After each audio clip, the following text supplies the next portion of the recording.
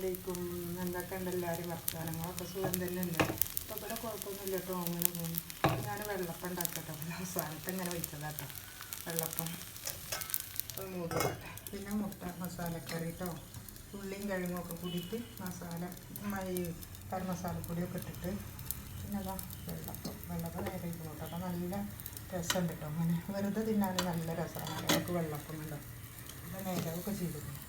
ലേശം പച്ചരി, ഒരു നുള്ളി കുറച്ച് ഉഴുന്നും, പിന്നെ ഒരു കയ്യിൽ ചോറും, പിന്നെ എന്താ പറയുക ഒരു അരമുറിയുടെ പകുതി തേങ്ങ കേട്ടോ, അതും പിന്നെ ഒരു സ്പൂണ് പഞ്ചസാര അങ്ങനെയൊക്കെ ഇട്ടിട്ട് നല്ല അരച്ച് വെച്ചതാട്ടോ.